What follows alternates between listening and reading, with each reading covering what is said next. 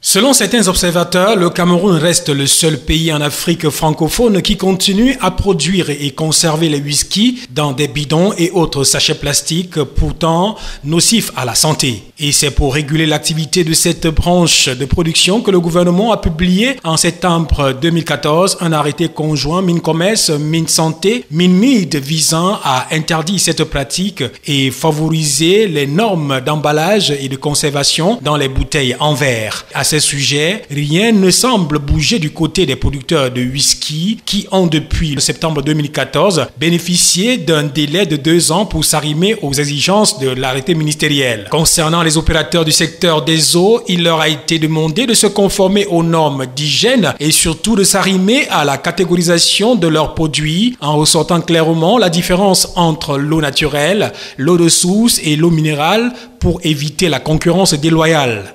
Le ministre va aussi demander à tous ces opérateurs de se mettre ensemble et créer dans chaque secteur d'activité une interprofession afin de mieux défendre leurs intérêts. Les travaux se sont achevés par les visites d'inspection dans 3 entreprises de la place. Chose promise, chose due. La coalition de la communauté des affaires contre le sida, la tuberculose et le paludisme a effectivement procédé à la remise de dons de moustiquaires imprégnés à l'hôpital du district de Deido. En guise de démonstration, quelques-uns ont fait office de témoins, une disposition que les donateurs entendent mener à terme. En place ici, 70 moustiquaires qui sont installés sur les lits d'hospitalisation des patients. Et nous allons faire la même chose dans les autres hôpitaux. Une initiative qui n'est de nature qu'à réjouir le personnel de l'hôpital du district de Deido. Nous sommes très heureux. Le CA-SIDA est un geste très important pour nos patients. Si vous pouvez imaginer, pour les patients de l'hôpital de sur moustiquaires imprégnés de cette longue durée d'action, c'est quelque chose de très positif pour la prévention contre le paludisme. À tout seigneur, tout honneur, il est de bon ton que la coalition de la communauté des affaires contre le sida et le paludisme bénéficie d'un conseil de remerciement. L'action que CCA-SIDA mène ce matin dans cet hôpital de distribuer les moustiquaires sur les lits d'hôpitaux, c'est une action très louable que le ministère de la Santé encourage. Parce qu'il est question que pour lutter contre le paludisme, qu'on dorme sous le moustiquaire toutes les nuits.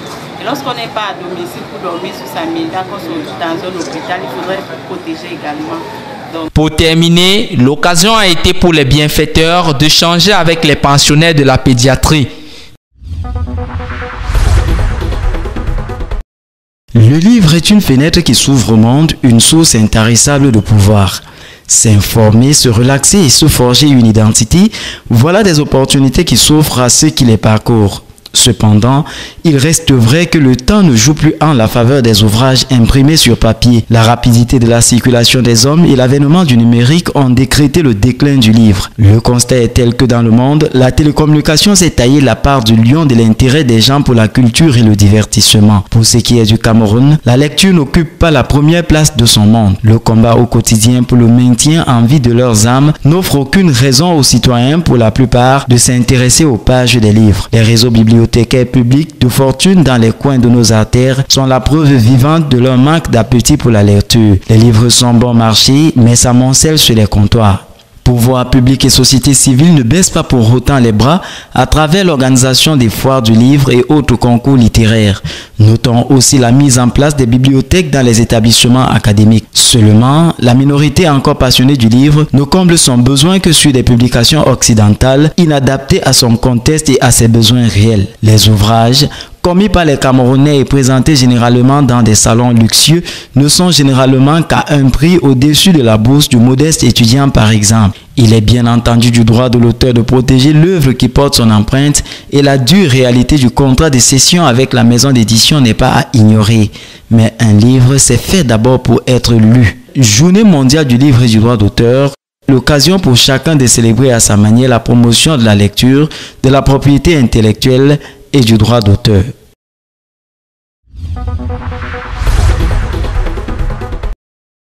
Compte tenu du fait que cette 44e édition de la fête nationale va se dérouler dans un contexte marqué par des défis sécuritaires, économiques, civiques et sportifs, cette deuxième réunion, après celle du 4 avril, avait pour but d'évaluer l'état d'avancement des travaux des différentes commissions, de valider les activités projetées et de pallier toute insuffisance décelée afin que toutes les activités retenues se déroulent sans heurts et dans l'harmonie. C'est également l'occasion pour Louis-Maxime Mekameka d'édifier l'assistance sur quelques aspects liés à l'usage des symboles et emblèmes de la République. Bien plus, Mounouna Fotou a appelé les uns et les autres à davantage de mobilisation dans la synergie des compétences afin d'élaborer et de mettre en œuvre des activités à la hauteur de cet important moment de la vie de la nation camerounaise. Pour ce, le ministre de la Jeunesse et de l'Éducation civique leur a donné les directives relayées par le ministre directeur du cabinet civil lors de la réunion tenue le 11 avril 2016 à la présidence de la République. Il s'agit de tout mettre en œuvre pour que la célébration de cette 44e édition de la fête nationale se déroule dans les meilleures conditions et connaisse un succès total, du respect scrupuleux du temps imparti au défilé civil, à savoir 1h15. Le compte à rebours est d'ores et déjà lancé.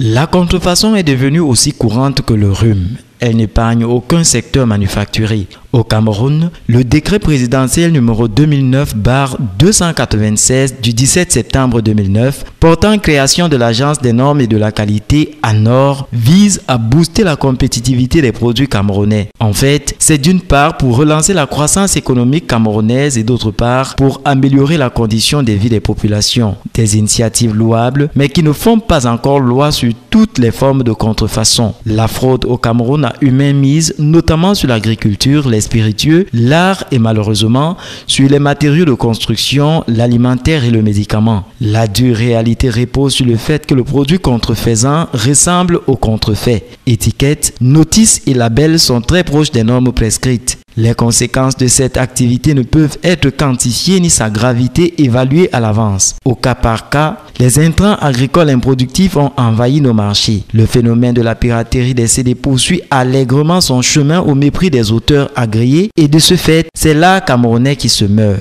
La contrebande ne résigne point. L'absorption des aliments falsifiés et des médicaments nocifs fauche encore des vies. Le matériau de construction vendu dans certains rayons a causé l'effondrement de certains immeubles de nos villes. L'homologation des normes est un pas important pour l'éradication de la contrefaçon au Cameroun, mais il faut encore plus. On se rappelle qu'il avait été instruit par le Minimid il y a quelques années, dans le cas des matériaux de construction, qu'ils doivent être soumis à la procédure de certification préalable avant leur mise en consommation. Les vendeurs en détail des produits soumis aux normes doivent obligatoirement, avant toute distribution aux particuliers, obtenir des copies de certificats de conformité relevant des dits produits auprès de leurs fournisseurs. Reste à savoir dans quelle mesure ces détaillants mettent en application cet arrêté. Outre la répression, le dernier recours, l'on en appelle ici à une introspection.